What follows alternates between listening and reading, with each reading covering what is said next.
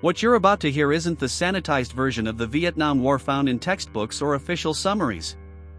According to declassified field reports, sniper logs, and first-hand testimonies, some of the most dangerous enemies faced by American marksmen in Southeast Asia did not carry rifles, wear uniforms, or make a sound you could identify in time.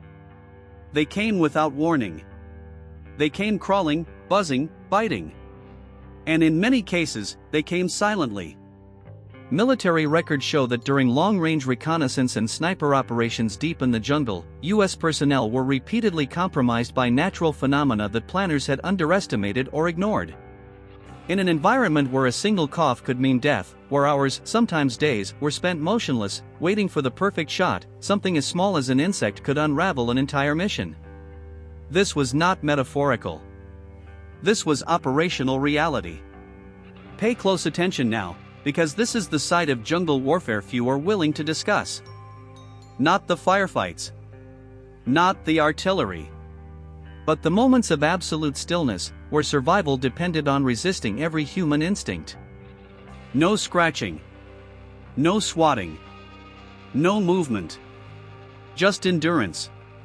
Snipers were trained to slow their breathing, to steady their pulse, to disappear into the terrain.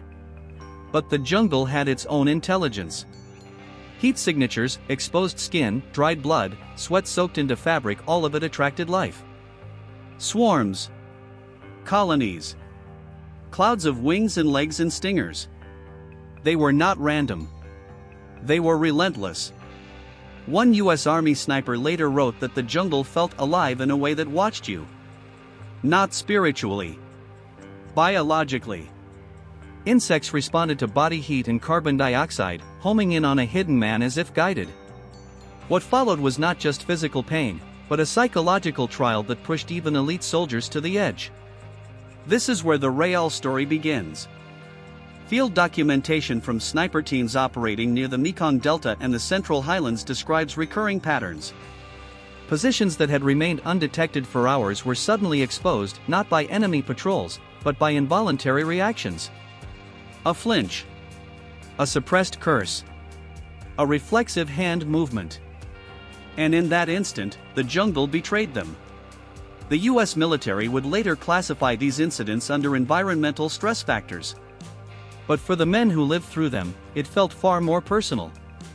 The environment wasn't neutral. It was hostile. The first and most commonly reported threat came from biting insects, mosquitoes, ants, leeches drawn to stationary targets. While infantry on patrol could keep moving, snipers could not. Remaining still was doctrine. And that doctrine collided head-on with biology. Fire ants were especially feared.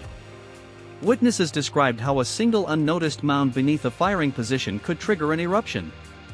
Ants would flood into sleeves, crawl under uniforms, bite repeatedly, injecting venom that caused burning pain and swelling. The instinct to react was overwhelming. Your muscles screamed to move. Your mind screamed louder. One Marine sniper recounted lying prone for nearly 6 hours as ants bit into his neck and ribs.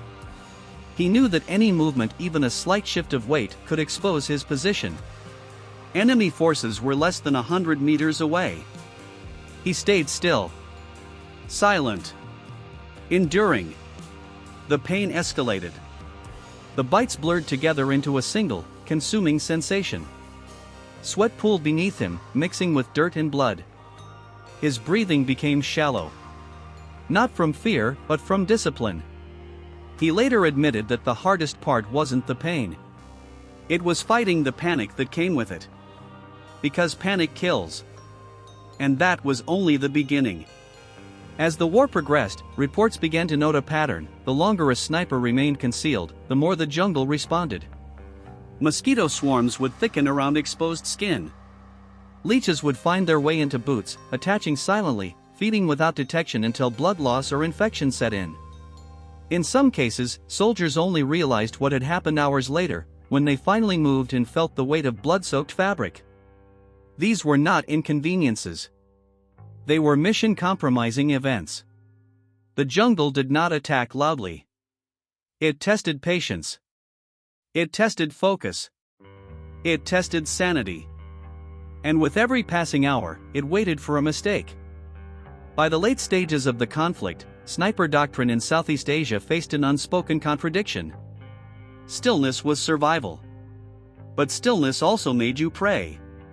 Declassified operational notes reveal that American snipers began to recognize a brutal pattern: the longer they remained motionless, the more aggressively the environment reacted to their presence. Insects were not just background noise. They became sensors. Biological alarms triggered by heat, sweat, and microscopic movement. This was not superstition. It was physiology. Mosquitoes, for example, were drawn to carbon dioxide and body odor amplified by humidity. A sniper lying prone for hours became a concentrated signal in a sea of foliage. Swarms would gather around exposed skin, ears, eyelids, lips at places that could not be protected without compromising visibility or breathing. Each bite introduced not just pain, but distraction. And distraction, in sniper operations, was fatal. Veteran accounts describe moments where the urge to blink became unbearable. Mosquitoes would cluster at the eyes, crawling along lashes, probing for moisture. You could feel them. You could hear the faint hum inches from your face. But you could not move. You learned to tolerate the sensation of something alive on your skin without reacting. That skill was never taught in training manuals. One Army sniper operating near the Yashao Valley recalled counting mosquito bites instead of seconds, using the pain to stay focused. "If I stopped counting," he said, "my mind would wander. And wandering gets you killed." But mosquitoes were only the visible threat. Leeches were worse. Unlike insects that announced themselves with sound or sting, leeches operated in silence. They thrived in damp ground and vegetation, attaching themselves to anything warm-blooded that remained in place long enough. Snipers would later describe the horror of discovering dozens of leeches embedded beneath clothing, inside boots, even under bandages. The danger was not immediate pain. It was blood loss. Infection. Weakness setting in without warning. Field medics documented cases where snipers completed missions unaware they had lost significant amounts of blood. Their adrenaline masked the symptoms. Only afterward did dizziness, shaking, and confusion appear. In hostile territory, those symptoms could mean capture or worse. And then there were the ants. Fire ants, driver ants, and other aggressive species were repeatedly cited in sniper after-action reports. Unlike mosquitoes or leeches, ants attacked in force. When a position was compromised by an anthill beneath foliage, the response was instant and overwhelming. Hundreds. Sometimes thousands. They poured into uniforms, boots, weapon slings. Each bite burned. Each sting stacked on the last. Your brain screamed to react. To thrash. To flee. But fleeing was not an option. One Marine sniper described the moment ants reached his trigger hand. His fingers began to spasm involuntarily. He clenched his jaw so hard his teeth cracked. Enemy patrols were moving nearby. He could hear them through the vegetation. Any movement would silhouette him against the undergrowth. So he did the unthinkable. He allowed the ants to continue. Minutes passed. Then longer. Pain blurred into numbness. The burning sensation turned into a distant pressure, like heat behind glass. His focus narrowed to the scope. The mission. The single objective that justified everything. This is where the psychological damage began to take root. Combat stress is often associated with explosions and gunfire. But for snipers in the jungle, trauma was slow. Quiet. Intimate. It came from being forced to override the most basic survival instincts over and over again. Do not move. Do not react. Do not scream. Military psychologists later noted that these prolonged episodes of enforced stillness under biological assault created a unique form of stress. A sense of helplessness. A loss of bodily autonomy. The feeling that your own skin no longer belonged to you.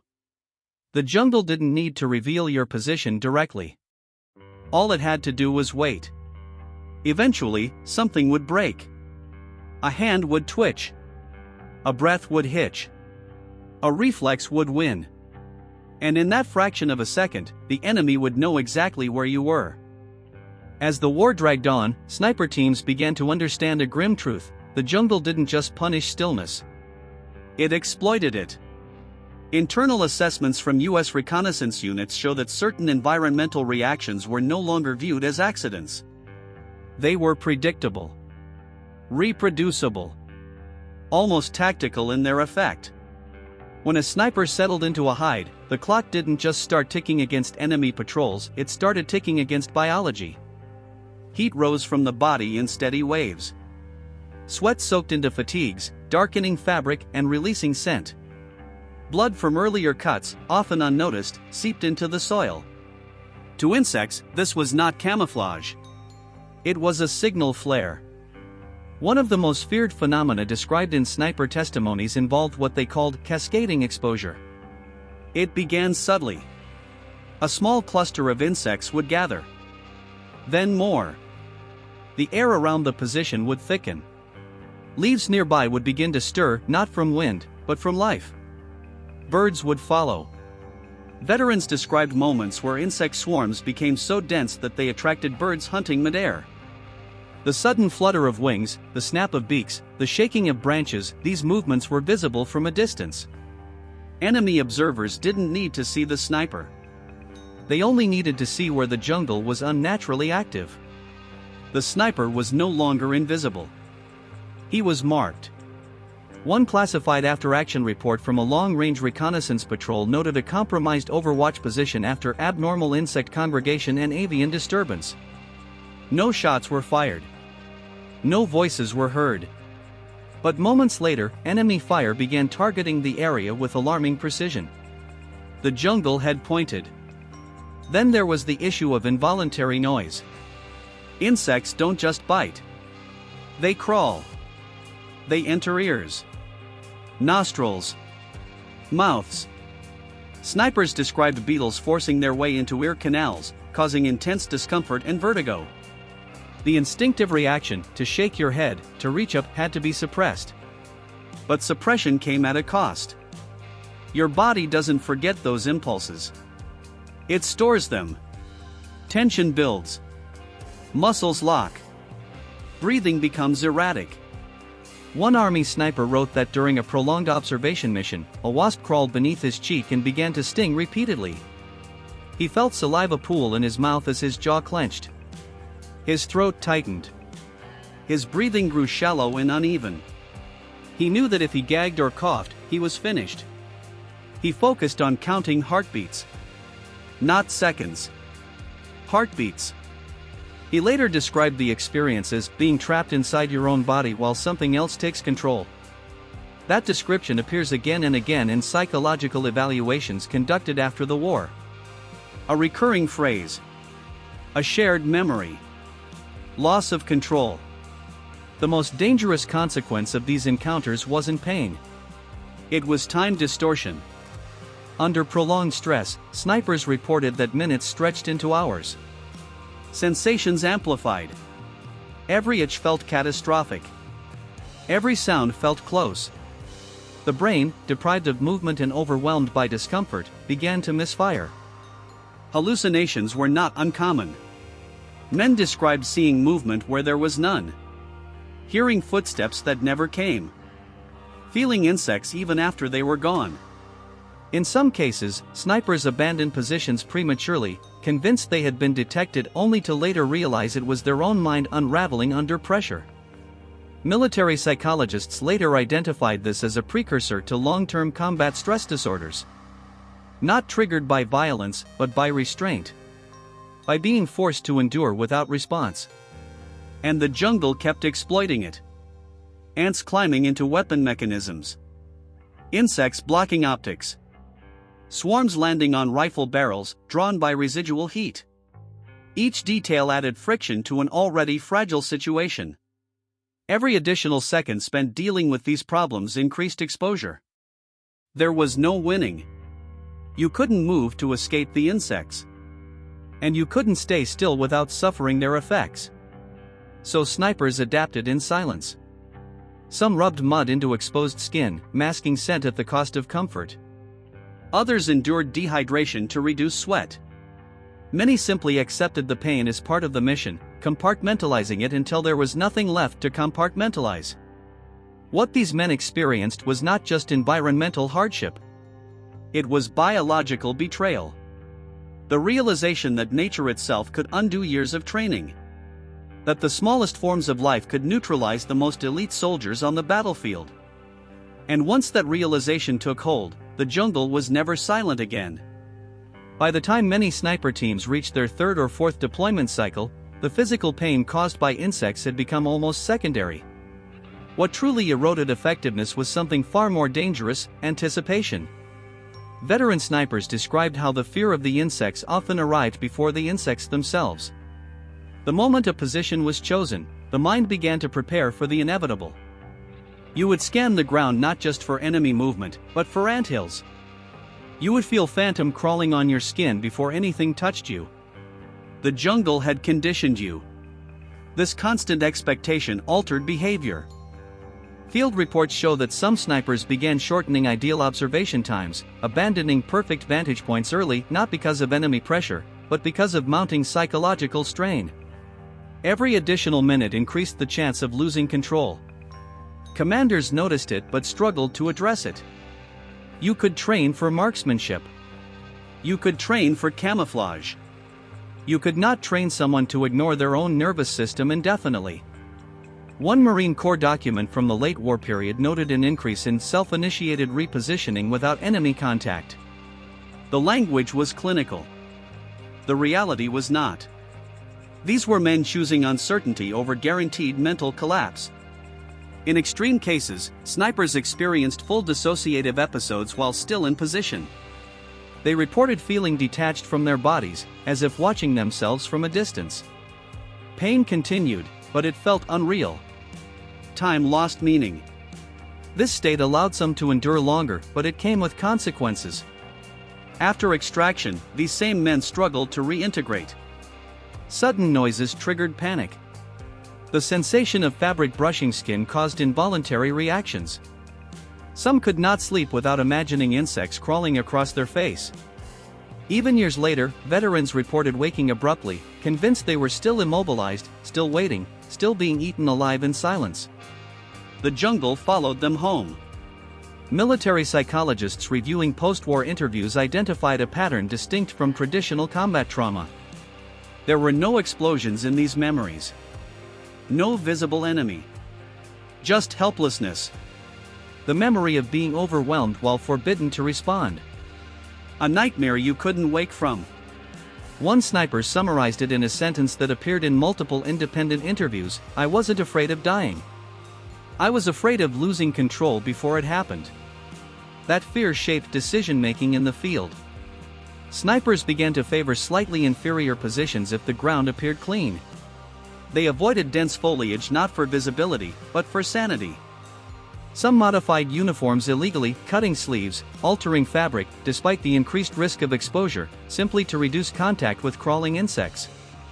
Doctrine bent under psychological pressure. And the enemy benefited. North Vietnamese forces, deeply familiar with the jungle, often recognized these subtle shifts. They understood patience. They understood terrain. And whether intentionally or not, the environment favored them. The jungle did not need allegiance. It only rewarded those who belonged to it. The Americans never truly did. In after-action summaries, officers would often write that a mission failed due to environmental interference. It was a convenient phrase. It avoided uncomfortable questions. But behind that phrase were men pushed beyond reasonable limits, asked to remain perfectly still while their bodies rebelled against the command. Silent. Sudden. Fatal if you failed.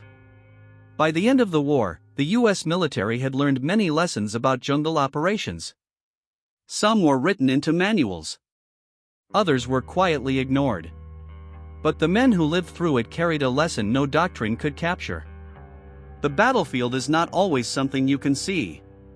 Sometimes, it's something you feel: crawling, biting, waiting until you break. In the final assessments of the war, much was written about tactics, technology, and terrain. Very little was written about endurance. About what it meant to remain present inside your own body while nature methodically worked against you. Yet for many American snipers in Southeast Asia, that was the defining battle. The insects did not kill in dramatic ways. They did not leave craters or smoke. Their damage was quieter. They eroded concentration. They provoked involuntary reactions. They turned patience into a liability. And in doing so, they redefined what threat meant on the battlefield.